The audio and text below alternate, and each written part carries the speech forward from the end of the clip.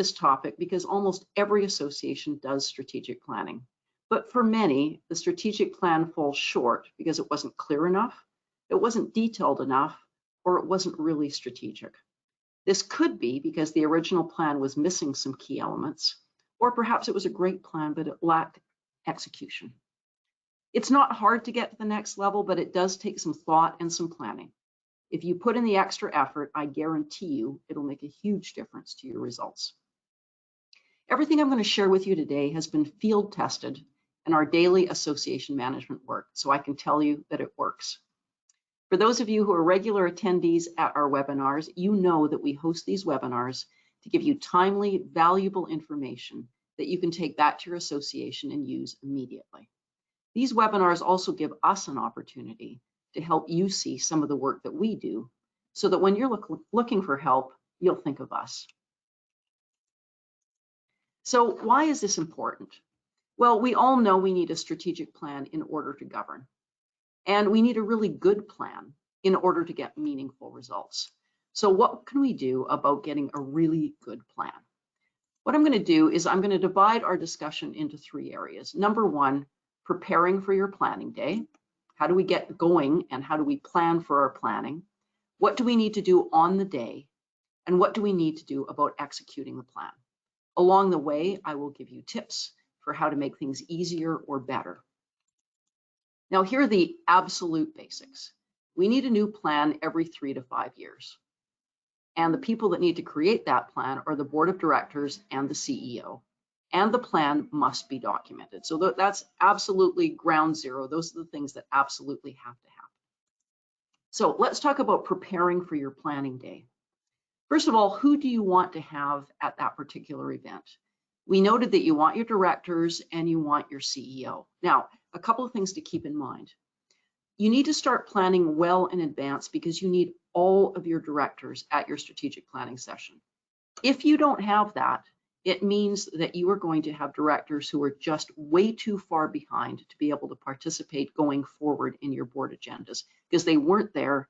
They don't understand where the conversation came from. Even if they've read the strategic plan, that is way different than being part of it. So make sure that you've booked plenty of time in advance. You've got a date where everyone can be there. You've made it far enough in advance so they have no excuse for not showing up unless they're deathly ill. Your CEO has to be there because you're going to be talking about operations. You're going to be talking about governance. You're going to be talking about big picture. Your CEO is a partner with the board. They must be part of this conversation. Now, what about senior management? Sometimes you'll find that at strategic planning sessions, the CEO chooses to bring senior management into the room, and that can be a very good thing. I just think it's important to define what their role is. It is not the role, in my opinion, of senior management other than the CEO to be actively engaged in figuring out what the strategic priorities are. It's their job to be involved on a day-to-day basis with the operations of the organization. And if my head is always in the operations space, because that's my job on a day-to-day basis, it's not my job to be thinking up at the 30,000-foot level. That is the job of the board of directors, and it's the job of the CEO. So if you've got your senior management too involved in those strategic objectives, you risk having them not be strategic, but more operational in nature. Why do you want senior management in your strategic planning session? For a couple of reasons. One, as observers, it's never a bad thing for them to understand how the board came to the decisions that they came to, and understanding that can be really helpful. It can also be really helpful to have them in the room because they can be a great resource. The CEO doesn't know everything on a day-to-day basis, and having senior management in there to be able to answer questions and provide feedback can be really useful in helping to refine the strategic objectives that you're putting together. Now, a question to think about: if you want to do research and you regularly do research, think about getting your member surveys or your stakeholder surveys done shortly before you start with your strategic planning. They're invaluable input to helping you figure out what are the things that you should be focusing on. So if you're going to be doing stakeholder or member research, try to plan that, to do that a few months ahead of your strategic planning session, so you've got plenty of time to digest the information and to incorporate it into the discussion for your strategic planning. You should be sharing those results or the highlights of those results with your strategic planning group on the day of, for sure. That should be part of the exercise that you're going through. Now, What to do about a facilitator? First of all, you must have one. This is not something that can just be a free-for-all discussion and end up with a good strategic plan. You need a facilitator. And I do understand that there are organizations that simply can't afford a professional facilitator. So you're going to have to figure out how you're going to get a facilitator to be able to help you on a volunteer basis. The one thing I really encourage you to think about is don't choose the facilitator that has to participate in the strategic planning exercise themselves. So you don't want any of your directors doing the facilitation, and you don't want your CEO doing the facilitation. You want someone who is not expected to be participating in the strategic planning exercise itself. And you need to make sure that whoever that facilitator is, that they're very well briefed. If you're looking for a volunteer to do this, make sure that they're not just coming in cold on the day of and trying to wing it. You've got to make sure that your facilitator is well briefed on everything that they need to know going into that session. What's the agenda going to look like? Where are the breaks? What do we have to accomplish? What is the information that we have to share? Make sure your facilitator is totally and fully briefed on everything they need to know so that they can come in and do a really good job for you. I really do encourage you to have your participants do homework ahead of time. What I like to do when I'm facilitating strategic planning is to have the directors and the CEO and anybody else who's participating. Sometimes you might want members and stakeholders to be part of it, for them to do a short survey, and then I like to follow that up with more in-depth interviews. The whole point of the exercise here is a couple of things. First of all, it's important to get your participants thinking about the strategic planning process ahead of time, so that they're not walking in there cold, that they've thought about the big picture and they've got it in their mind, and they've had a chance to start wrapping their mind around the kinds of questions they need to be asking in order to come up with your strategic objectives. So make sure that they've got some homework that's reasonably close to the day of strategic planning. If you do it 3 months ahead of time, they'll probably have forgotten by the time they get in there. And it also gives you some information to help share on the day of. So it's not only helping to get your directors prepared, it's getting them thinking in a certain way. It gives the facilitator an opportunity to find out where there are potentially areas of disagreement, where there are areas that your directors really feel we absolutely must focus on in the strategic plan. And it helps to make sure that everybody's on the same page when we get into the event. So if you find out that there's actually a big divergence of opinion in certain areas, you want to make sure that you have that discussion on the strategic planning day so that you are able to get everybody back on the same page. If you're finding there is divergence, the planning session is a great opportunity to get everybody pulling in the same direction and understanding the same things. Sometimes it's just a question of not everybody knows the facts in the same way, and sometimes it can just be a question of sharing factual information with them so that they know what's going on. Now, in terms of timing, I recommend 1 full day. Some people like to take longer, and that's entirely up to you. That's not a bad thing. Do keep in mind, if you're not using a professional facilitator who's used to doing this on a regular basis, you probably want to allow some overflow time, because one of the challenges of being a facilitator is getting everything you need to get done on time and on schedule. And if you've got somebody who's a volunteer and that's not what they do every day, cut them some slack and give some extra time to get through the strategic planning exercise. If you are going to be coming up with a new vision and a mission and coming up with your strategic objectives, 1 full day should do it for you. Sometimes you can get by with a little bit less, but that's what I definitely recommend that you budget. Now, on the day itself, what are the things that you want to make sure that you include? Make sure that what comes out of your day are strategic objectives that are clear, they are measurable, and they are achievable. Don't be non-aspirational, but don't be so aspirational that you set yourself up for a failure. You want to make sure that everything that you do is very clear, everybody knows what they're doing, it is achievable, and you can measure whether you've accomplished it or not. You want to make sure that for every single strategic objective, you've got action steps, milestones and dates, and you've got accountability for each of those action steps and for the timing associated with the action steps. You also want to make sure that for every strategic objective, you've assigned resources. So you know what the resources are that you need in order to do this, and you've invested those resources ahead of time. Again, great strategic plan that isn't resourced is not going to be successful because you won't have the resources to be able to accomplish it. So don't forget to think about resources when you're putting your strategic plan together. That should be documented right in the strategic plan. Now, what are the things that you want to avoid? I often look at strategic plans that have been done in the past, and I see phrases like continue to do this, or ensure that we do this.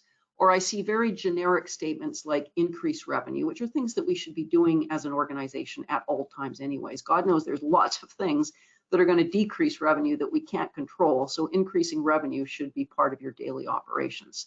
So the bottom line is, you don't want ongoing activities in your strategic objectives. If you've got a phrase that starts with continue to, this is a maintenance statement. It is not a strategic objective. These are things that we have to do, that we are doing, that we all think are good. That's a maintenance statement. It is not a strategic objective. The phrase ensure that, whatever ensuring that needs to be done, this is more of a policy and a process statement. Again, it's not a strategic objective. Now, things like increase revenue, I mean, that could be a strategic objective if it was more specific. If we said our strategic objective is to diversify our sources of revenue, then that is strategic. But just saying increase revenue, that's just part of a maintenance statement. So make sure that when you're making your statements, they really are strategic objectives. They are strategic and they are objectives. Another thing you want to avoid in your strategic objectives is anything that is too general or is missing detail. So for example, a statement like identify and implement strategies, well, that's just kicking the ball down the road. What we're supposed to be doing in this session right now is identifying those strategies. So identify and implement strategies, that kind of statement is a bucket list. It's not a strategic objective. You need to get much more specific about what the strategies are. Things like improve processes, again, that's a bucket list. It could be an action step if it was not as nebulous as it is, but you do need to be specific. So you could turn this into an action step if you said, we're going to strike a task force to identify weak areas and possible solutions. Okay, that's an action step. But again, it's not a strategic objective. Also make sure that you avoid overstretching your resources. Often what I see happen in strategic planning sessions is everything's great, everybody's on a roll, we've got all these great ideas, the CEO leaves the room and gets crushed under the weight of all these extra things that got added to their to-do list. And let's keep in mind, your CEO and your staff already walked into that strategic planning process with a full slate of responsibilities. So if you're just adding stuff without adding extra resources or removing stuff to allow them to focus on bigger priorities, you're not giving them the resources they need to actually get these things accomplished. And that's true of your volunteers as well too. So make sure you've assigned resources, you've invested in the resources, that you've got more resources to accomplish things, or you have taken things off the plate of your volunteers and your staff to make sure that they've got the time to accomplish this. So let's just summarize in terms of what we're looking at and what we're trying to avoid here. We want to make sure that we've got enough time to do this. So make sure that you've budgeted adequately enough time to do your strategic planning, a full day. Make sure you've got a facilitator, ideally a professional, but if you can't afford a professional, make sure that you've got somebody who's well briefed, has spent time getting themselves up to speed, and has enough time to do this when it's not the kind of stuff that they do on a day-to-day basis. Make sure that your strategic plan is sufficiently aspirational, but not so aspirational that you've set yourself up for a lack of success. So you want something that is encouraging you to stretch yourself, but is not requiring such a stretch that it's debatable whether you can actually accomplish it or not. Make sure that your strategic plan includes detail. If it's nebulous, if it's not clear, it's not measurable, then it's going to be much more harder to accomplish it, or maybe more easy to convince yourself that you actually have accomplished it when you really haven't. Make sure that all of your action steps, there is ownership associated with them, that there are dates and times associated with them, and make sure that you have a follow-up plan to make sure that you accomplish everything that you're trying to accomplish. Okay, so let's look at some master level tips on the day itself. Once you're on the day itself, the first thing that I like to do is to start with your mission and your vision. Keep in mind that your vision is up here, and from your vision flows your strategic plan. So if your vision isn't meaningful or it's not up to date, it's not going to be as easy to do a strategic plan. So your vision is your starting point. You must have a good, relevant vision that everybody agrees to and is a good starting point for your strategic plan. So I like to make that the first point that we do. First of all, I like to share the results of any homework that was done ahead of time, then review the vision and the mission and see whether it's something that we need to change. If you've got a full day, you should have time to be able to completely rewrite your mission and your vision. Keep in mind there is a process to coming up with a vision and a mission. Don't just navel gaze and try to come up with words. There is a process. There are things that need to be in your vision. There are things that need to be in your vision, and there are templates for how to get there. Make sure that on the day itself, you are using a strategic planning process to get from the beginning of the day to the end of the day. Different facilitators have different things that they prefer to look at. For me, the process that I like to follow is I like to start off with the vision and the mission. And then what I like to do is to go into a brainstorming session. I like to break it into groups so that we can have different points of view and have each group look at big picture things and try to forecast the future. Where are we going to be in 3 years from now in terms of technology, in terms of how it affects our members and our organization? What's going to be going on with government? Are we involved in advocacy? What is the direction we think they're going to be going federally and provincially? Get some brainstorming done. And then what I like to do is to use that brainstorming to come up with opportunities and threats that come out of that brainstorming. I like to then go back to the homework that we did ahead of time. What are the things that have come out of that homework? What we're trying to do at this point is to create a long list. This is a long list of potential strategic objectives. It can be as long as you want. We're going to have to make it much, much shorter soon, but this is how we get to our long list. Examining everything we've come up with so far and getting it all into a list. Now what we need to do is to combine. That's what I like to do. Take our long list and say, okay, which one of these are fairly similar? How can we combine them? Or which one of them are beneficial byproducts of doing something else? So if we do number 3, number 5 will actually get done. So group these things, and that now has made your list shorter. Now what I like to do is to go through that whole long list and say, okay, how well do each of these potential objectives tie back to the vision? Remember, that vision was what we started with, and that is the guiding light and the filter for our strategic plan. So go through your long list, and those that tie back best to the vision are going to make it to the top of the priority list. What we're trying to accomplish here is we are trying to make sure that what we've got is meaningful, that we've got 3 or 4 very short, meaningful strategic objectives, and that it is accomplishable. While we're going along, we need to make sure that we are keeping focused. There's going to be conversations that come up that are important conversations. These are things that we need to talk about, but we don't have time to talk about them right now in our strategic planning session. So make sure you've got the usual parking lot set up so we can say, yeah, Brian, that's a great idea. We do need to talk about it. Let's get it into the parking lot and we'll make sure that it's on a future board agenda. In terms of trying to narrow it down, use a democratic process, but really try to build consensus. If you've got a very vigorous difference of opinion on whether something should or shouldn't be included, try to get to the underlying reason why there is a difference of opinion. Where is this difference of opinion coming from? Is it just a question of where it fits in the priority list, or is it something more fundamental? And if it's something more fundamental, you've got to take time to discuss that. Or at the end of the event, there's going to be some people there that are dissatisfied that they felt something important needed to be discussed and it wasn't heard. So it either goes into the parking lot for future discussion, or if it's related to what actually gets on our strategic objective list, you've got to discuss it in the strategic planning session.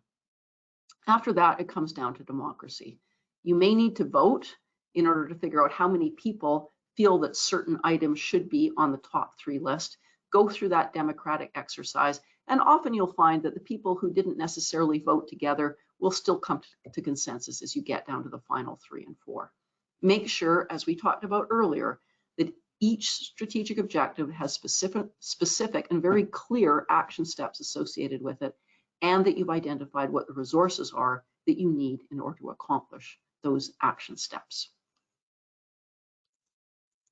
Now, let's talk about one of the most important and often one of the most overlooked undertakings, and that is executing the strategic plan. You want to make sure that you've got a short form of the strategic plan that you can use for tracking. So some form of a dashboard, whatever form it is that works for you, you want something that you can easily include with your board agendas and you can see at a glance what is working well, what is on track to be accomplished by the dates. Remember, we've got milestones and dates in our strategic plan. What is on track to be accomplished? Make sure that you've got director oversight so that you've got somebody on your board of directors, whether it's an individual or whether it's a small task force, that are responsible for knowing where we are with our strategic plan. They should be able to liaise with committees if they are getting stuck in the mud and help them to move forward and get their milestones accomplished. It could be staff, it could be the CEO, but you need to make sure that this has not all been delegated to the CEO. You don't want a situation where all of your reporting about the strategic plan is always coming from the CEO, because it's just too easy for directors to become disengaged from the undertaking because, hey, it's not my problem, the CEO is taking care of it. Make sure that you've got meaningful director oversight that's involved here. Also make sure that you're doing a full review on at least an annual basis, and I definitely prefer a quarterly basis. You know, if you wait a year to do a full review, a lot of stuff can end up having dropped off the table, and you can find you're already a year behind by the time you actually do your full review.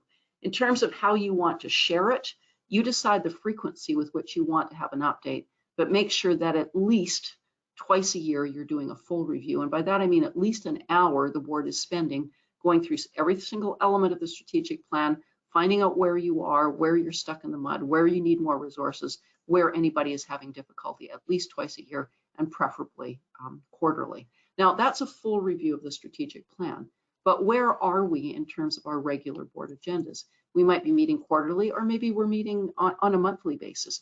What you want to make sure that you do is once you get your dates in your strategic plans, we finalized everything and we know by October we need to get this particular thing done. Make sure that you calendarize to check in on those action steps at the appropriate board meeting.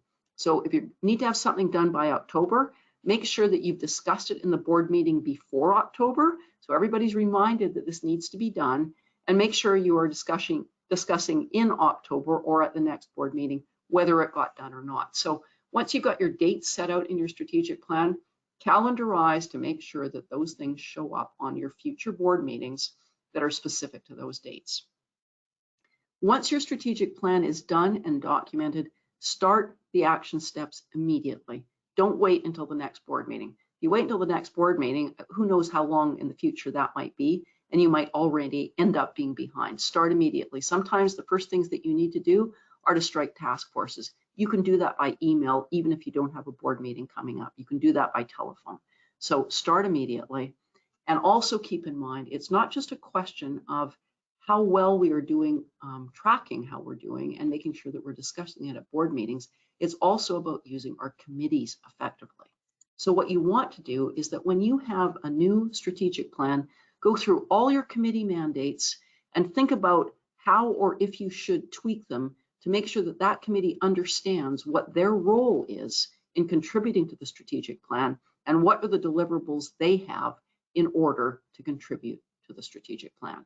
So make sure you go through all your committees and make sure every single committee understands the strategic plan and they understand their role in the strategic plan.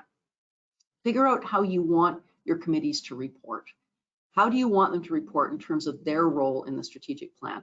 Is that going to be a written report that shows up in the board package? Or are they going to report verbally? How do you want to make that happen? Or maybe their contribution is all shared within your dashboard, but make sure you've got that nailed down in advance, because if you need committee reports in advance of your board agenda, they need to understand that's part of their deliverables, and they need to understand when you need those reports. And I know from personal experience how hard it is sometimes to make sure that you've got committee reports that are meaningful and are provided in a timely manner. So in terms of final tips, make the effort to plan in advance for your planning day.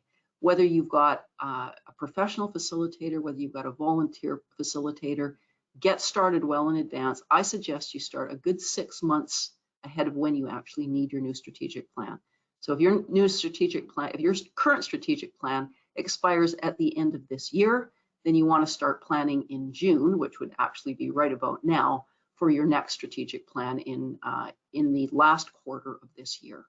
Make sure that you've put the effort into your planning day, that you're well organized, and you've given it the kind of effort it deserves. To the extent that you need resources to accomplish your strategic plan, and you will, Make sure that it's part of the board's responsibility to identify those resources and make the investment in them. Make sure that you've got board decisions that those resources are going to be invested, and or you're going to take things off the plates of your volunteers or your staff. Make sure that your volunteers and your staff have specific ownership for different areas of the strategic plan, so we know whose head this is on and who's on top of it and who's going to report back. And find a way of keeping your strategic plan top of mind, whether that's discussing your strategic plan at every single board meeting, whether it's having specific times in certain board meetings to review it. Make sure you have a way of keeping it top of mind, and that it's not something that the board of directors just does and then leaves it off to the CEO. Now, by virtue of being here, you've identified that strategic planning is important to you and you want to get to the next level. Maybe you're good to go internally, but if you'd like some help with it, think of us. We're happy to help. And if it's a phone call just to get some ideas, I'm happy to share that with you. Now, before we go to live Q&A, just be aware that if you want a copy of the slides, just email me. I'm happy to send them to you. And if you'd like to see previous webinar recordings, you can find us on YouTube, including a webinar about the more basic elements of strategic planning. So this concludes the presentation portion of the webinar. Now we're going to open it up to live Q&A. Anna. Hello, thank you, Erin. That was excellent. So the first question that we had was, the first part of a strategic plan is the vision. How do you create an aspirational vision without it feeling and sounding generic? That's an excellent plan and an excellent question. That's a great way to kick off the Q&A, because as we said earlier, the vision is critical. You can't have a good strategic plan unless you've got a good guiding vision. And often we end up with generic visions because we just kind of sit around and navel gaze about what the vision should be without actually having a process to get there. You know, there's a process for everything. There's a process to get to the vision, to the mission, to the strategic plan. There's always a process. And with the vision, what you're trying to accomplish here is you're trying to accomplish something that is either self-referential or non-self-referential. So for example, I believe Habitat for Humanity, their vision is where everybody has a safe and secure place to live, something along those lines. That is not self-referential. It's got nothing to do with Habitat for Humanity. In fact, it's all about putting Habitat for Humanity out of a job. So it could be aspirational, something we will never accomplish, but it's very clear what is there, a safe and secure place for people to live. Well, we know whether we've made a step towards that after every year because we can see what we've done in terms of what we've set out in terms of action steps for that particular organization. So what we want is we want a statement, which is either something we will never accomplish, but we know how to move one step closer to it, or it might be completely self-referential, where we are the go-to organization that is absolutely essential to every one of our stakeholders' existence.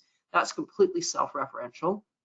But it is also very clear that if we are going to be indispensable, what are the steps to get to indispensable? So that's a long way of saying, in order to get to the vision, make sure you're following a process to get to the vision and follow each step in that process. Once you've got the process, it's not difficult to get to the vision, and you should be able to get to the vision in under an hour, even starting from scratch.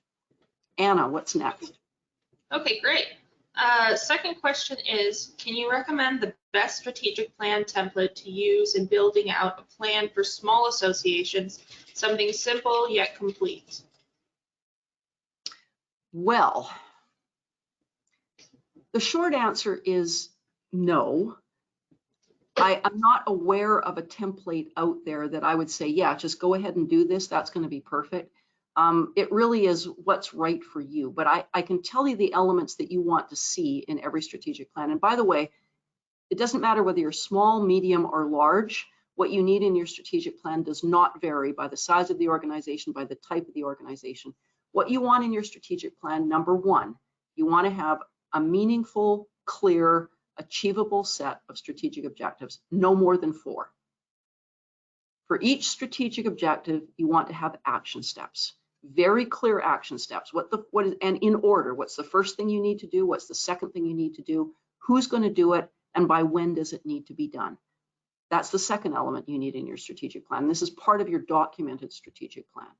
The third element in your strategic plan is, what resources do you need to accomplish each objective. And if you've got all three in there and you've got dates and accountability, that'll be a really good template for you to use going forward. Okay, another question we got was, what are the current best practices of implementation of balanced scorecard in nonprofits? This is an excellent question, and I'm going to be 100% honest with you. Balanced scorecards, Gantt charts, policy governance, these are all really great tools, and if your organization is used to using them, everybody's trained in using them and you're comfortable with them, these are great tools. Personally, I find all three of them make my head spin. So I don't have a good way of using a balanced scorecard because I don't tend to use one.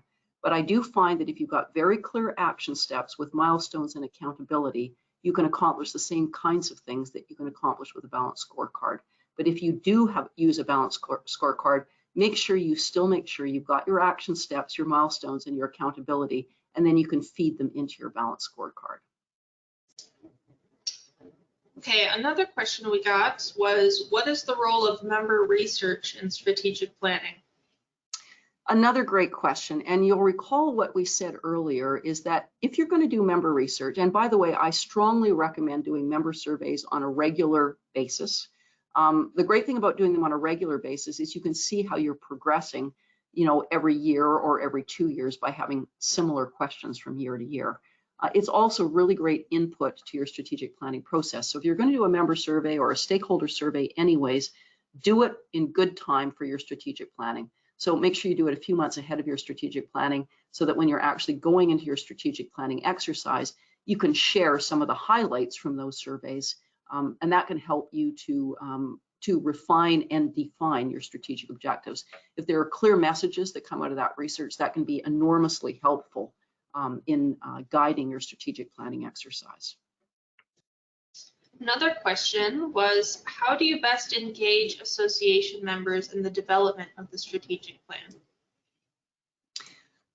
Great question, and you do want to engage them. And one of the ways of doing that is by having that member survey or stakeholder survey research done ahead of time. So you can go into the research by saying, by the way, we're going to be doing our strategic planning in the next few months. This is going to provide the board with really key input into the strategic plan. So please, we need a high rate of return on this. Please give us your thoughts. So the board of directors now knows what the members are thinking before they actually even go into the strategic planning process. Once your strategic plan is done, you should be sharing it with your members. You might choose to share it with your members on your website. You might choose to send it out as soon as you've done it. And I would encourage you in your AGM, look back at your strategic plan and make sure that you're sharing news at every AGM as to what you have accomplished in terms of your strategic plan. If your members know you have a strategic plan, it gives them more faith in your professionalism and your credibility as a board of directors. And it gives them the opportunity to comment on it. When you show them the strategic plan, they know what you've got in mind. And if they're questioning what you're doing or what your priorities are, you've got that strategic plan to point back to. Okay, another question was, how do you address ensuring realistic goals, barriers to success, capacity, and accountability for volunteer tasks? Okay, well, let's start with the first one, realistic goals. We talked earlier about you don't want goals that are just an extension of what you're already doing. Anything that starts with ensure that or continue to or things that would normally be part of your day-to-day work, make sure that those are not part of your strategic objectives. You want to make sure that your objectives are strategic and they are aspirational, but they are accomplishable. And one way of testing whether they're accomplishable is by putting the action steps in place. You might find that something looks accomplishable, but when you put the first action step in place, you realize that that spawns 19 other action steps, and maybe we're only going to be able to accomplish the first part of it. So thinking about how you're going to get something that is real, measurable, and accomplishable, use those kind of cues to how is this statement being made, and does it fit for our goals of being clear and measurable. In terms of barriers to success and capacity is obviously one of them. We need to make sure that we've assigned resources. And if we don't have any more resources to assign, we're already tapped out in terms of staff, external consultants, and volunteer work. then we're going to have to take something off our plate. And we're going to have to say, okay, that's going into the parking lot for the time being. It's going on hold because we need to focus on this priority. So that helps with capacity. In terms of accountability, you want people's names beside stuff. So this is going to be the responsibility of this committee or this individual. Make sure that everybody understands their name is on something and they've got due dates that they've got to deal with. Okay, another question was, how do you present the strategic plan concisely in order to make it understandable for non-business clinicians? You know, every single strategic plan should be clear and understandable to anybody. It shouldn't be technical. It shouldn't be complicated. It should be a simple list of 3 high-level strategic objectives with specific action steps that follow underneath them. And you don't have to be a business guru or a finance guru or an association CEO in order to follow them. If it looks like you're going to have to dumb them down to share them, then they're probably too complicated. So whatever you have should be clear enough that anybody could understand it. You could show it to your mom, and your mom would say, okay, well, maybe I don't know how to do that, but I understand what you're trying to accomplish. Okay. Someone wanted to know what is must-have content in the strategic plan. Should there be 1 year, 5 year, and a 10+ year aspect to a strategic plan? Okay, let's start with the second half of that question first. A 1-year plan is not a strategic plan.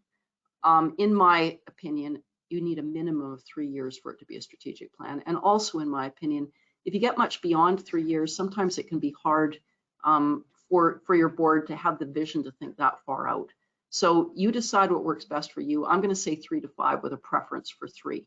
Now, for 1 year, what you're doing with 1 year is you're putting together your business plan and your budget for 1 year. So every time you put together your annual business plan and your budget, within there, it should say, here's how we are going to get closer to our strategic plan. Here's how we are going to accomplish the things that we need to accomplish in this particular year of the strategic plan.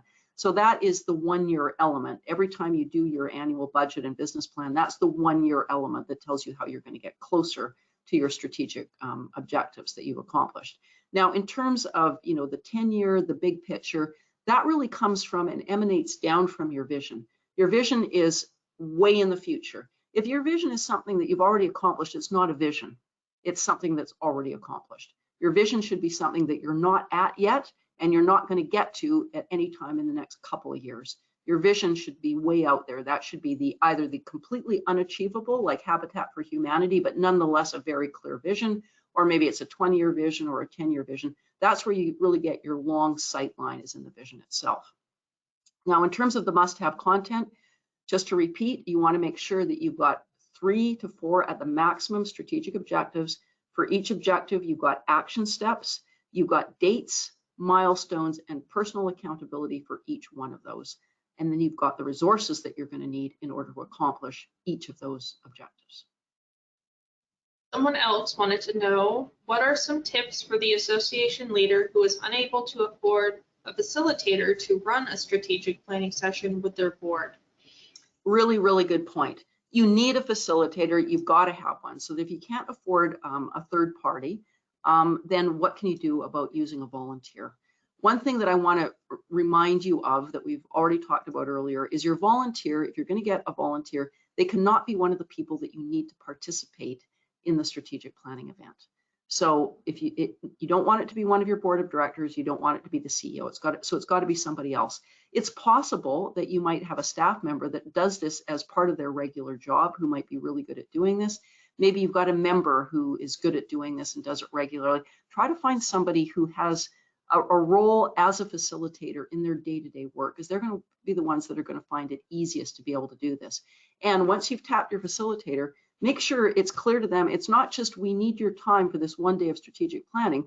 We're going to need your time for getting you briefed and up to speed. So this is going to be a meaningful investment that you're going to be making as a volunteer to make sure you're up to speed. And again, if you are going to use a volunteer and they don't do this professionally, give yourself a little bit more time. You might need more than a day to get everything accomplished. Okay, someone else wanted to know, what's the best way to keep track of the progress you've made on your strategic plan so that you can effectively report it to the board? Okay, really good point. And let's start with the end point. You want to make sure that you are effectively reporting to the board. The board should know at least 4 times a year exactly where we stand with the strategic plan. Is there anything that is not on track right now? If it's not on track, why? And what are we doing about it?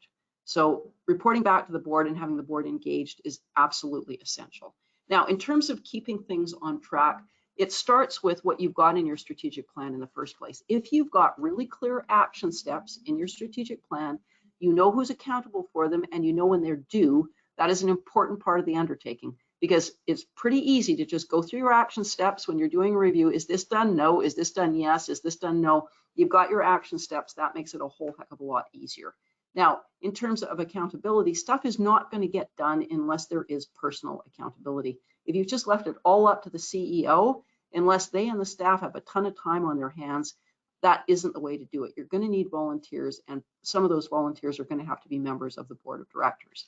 Now, if you've got a very small staff, all the more reason why you're going to need to have volunteers involved. So don't imagine that by the time the strategic planning is over, the board's out of it. They're not.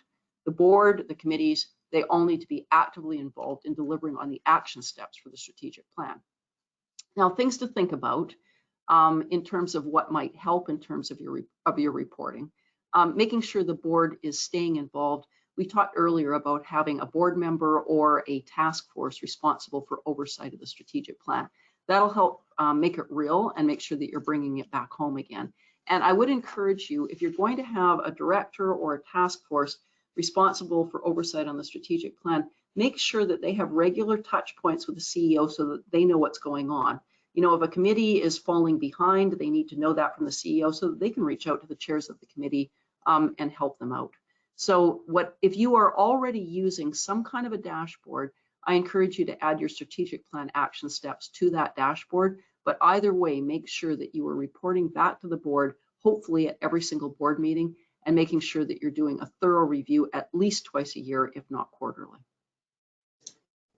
Okay, someone in the chat has asked, if you are a new executive director, how do you quickly get up to speed to lead/participate in strategic planning? Well, I could suggest watching one of our webinars. I think that would help.